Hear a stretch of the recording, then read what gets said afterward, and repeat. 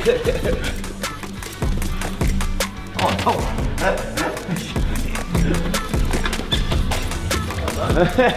going to do that same one. Dad knows to be listening. Obviously, super high level guy, so it's exactly what I expected. I've been knowing Paddy like at least 10 years. I've seen him fight enough. I know what he's all about. He's very, very good. I would say I'm impressed, but I was impressed anyway. That's what I was expecting. Just nearly pulled the scaffolding down like that. No, it's not that bad. When you let go of it, it's some weird stuff in it. Not gonna get it. I always try and line it. It's hard for him to start to move my hand up, move my hip back to my hand. It's hard for that to go. at least this gym will open like next year.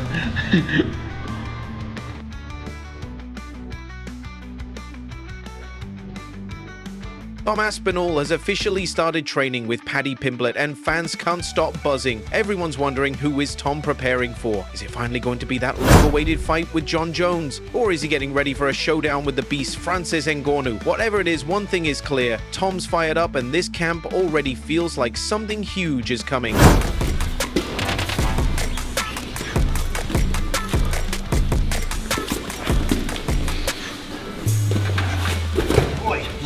No, it's nice that.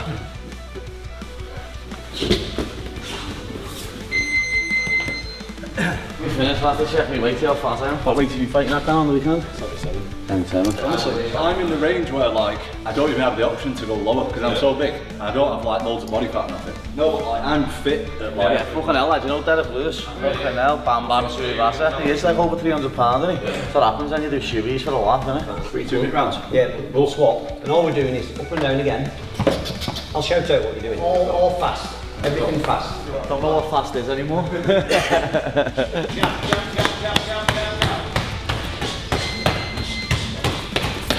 Tom has never been the type to sit back and wait for things to fall into place.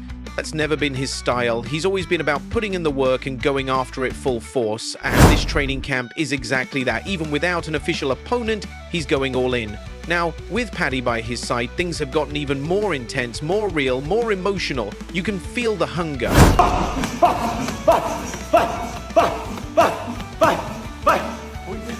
as you can, come on!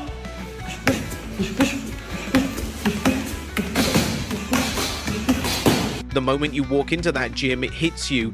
This is serious. Tom's sparring like every round is fight night. He's going toe-to-toe with partners just as big and strong as him. He's throwing lightning-fast combos and dodging punches like a much lighter guy. These aren't easy rounds. They're all-out battles. The sound of punches hitting skin, the coaches yelling, Tom moving with focus. Every single round feels like a war.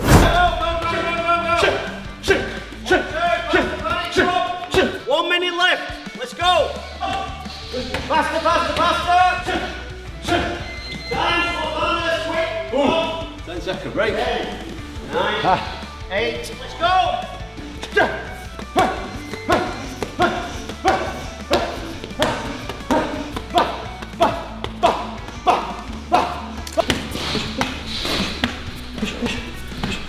Switch stances now, surfboard. Jab, jab, jab, jab, jab, jab, jab, jab, jab, jab, jab, jab.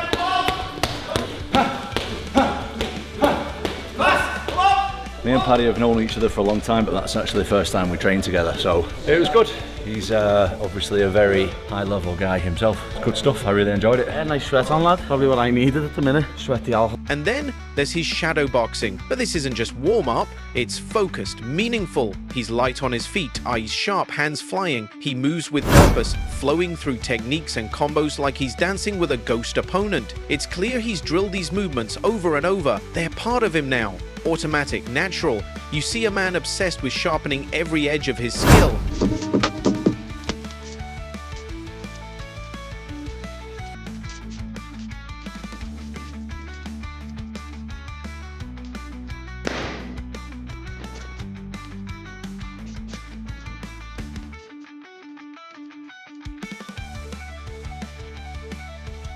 And don't think he's skipping grappling. A lot of people forget about ground game when it comes to heavyweights. Not Tom. He's on the mats, rolling hard, working submissions, maintaining top control, and escaping from bad spots. He's attacking, not just reacting. Paddy joins in, and his fast, tricky jiu-jitsu keeps Tom on his toes. The speed, the scrambles, the pressure, it's non-stop.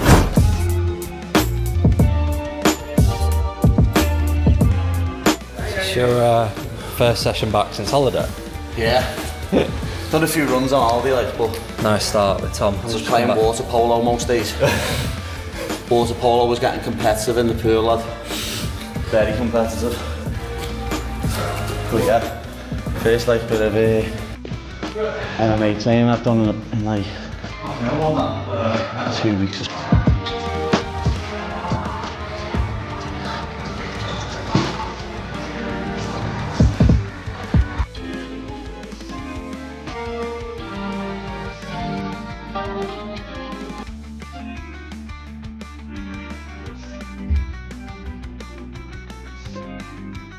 At first glance, Tom and Paddy seem like an odd pair. Paddy's loud and wild, Tom's calm and focused, but when they train together, it clicks. Paddy's unpredictable style forces Tom to adjust in real time, and Tom's steady, powerful presence sets the tone. They push each other every single day. The energy in the gym when they're together?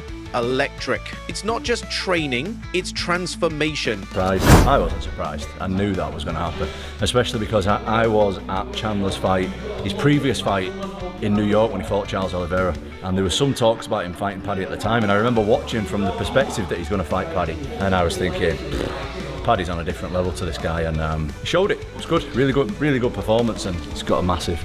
Then there's the heavy bag work, brutal. Tom doesn't take breaks. He goes all in every round. He's throwing punches, elbows, knees, mixing it all up, and he ends every session with burnout punches until the clock runs out. No shortcuts, no breathers. He's training like he's already signed for a 5-round war. His power? Insane. But it's his speed and conditioning that really stand out. He moves like a middleweight.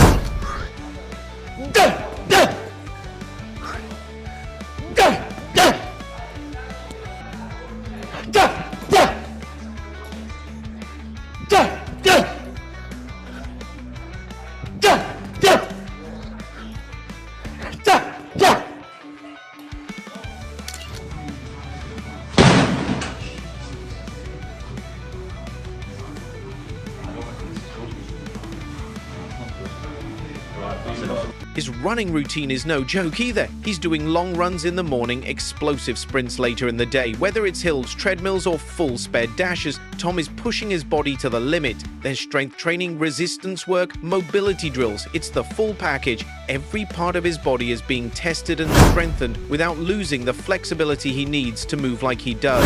You don't like that?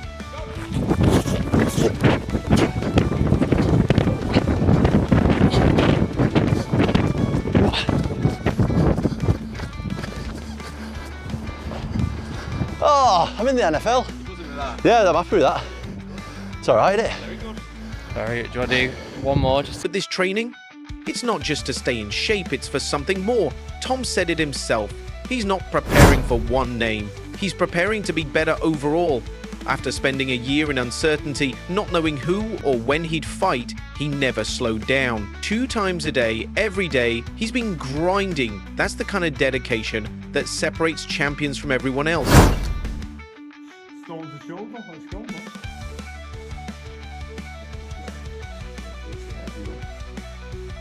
Yeah, oh, he's got up. Oh, it's got up, yeah, it's got up. Yeah, perfect.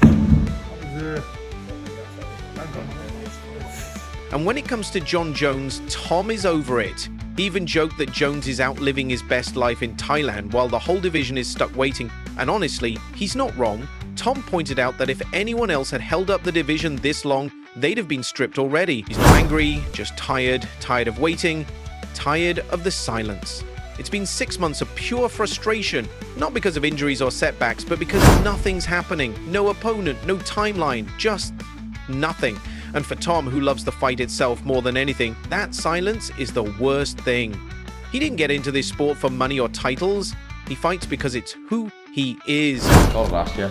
You know what I'm gonna ask you first? Jon Jones. Oh yeah. That old one, living his best life, mate, isn't he, in Thailand? So everybody reaches a sell-by date, don't they? Everybody's got a time limit. He's reached it, and we move on. I reckon anyone else in that position would have been stripped. I was talking to Adam Cattell about it the other week. Yeah, like, seen it. You should be stripped now. It obviously was a bit annoying at the time, but it's all in the past now. We're moving forward. Everything's good. We can get fighting again, and I just want to get fighting, mate. Do you know what I mean? Must be fucking sick of getting asked about that. You know. It's it's not the best.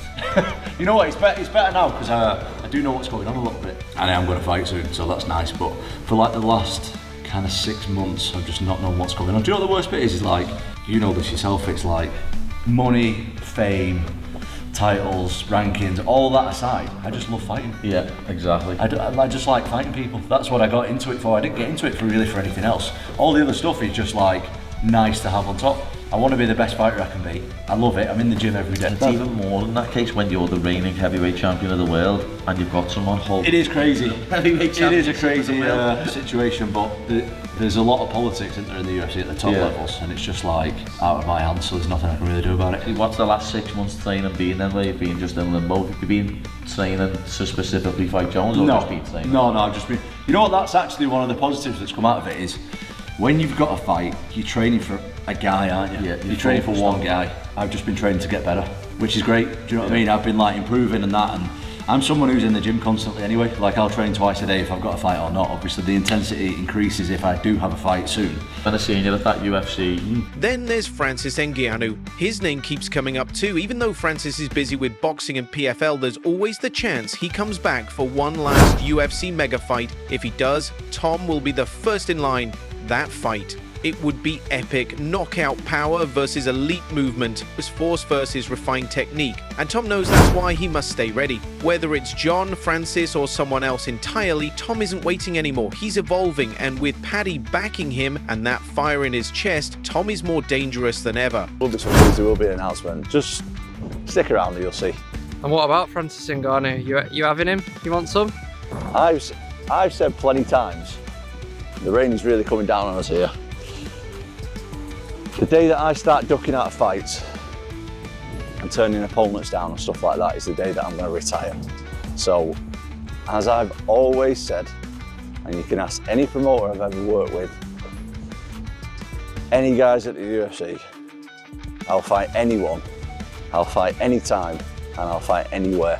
Never turn down a fight in my life, never will. The day that I start thinking about turning down fights is the day that I'll... Fans have been wondering, what's next? Finally, Dana White stepped in and said it plain. This is Tom Aspinall's moment. This isn't some placeholder title. Dana said they've been talking with Tom for a long time, and this fight, whatever it is his. The UFC knows Tom has earned it. He's waited long enough. It's not about trying to drag Francis or Jon back in. It's about giving Tom what he's worked for.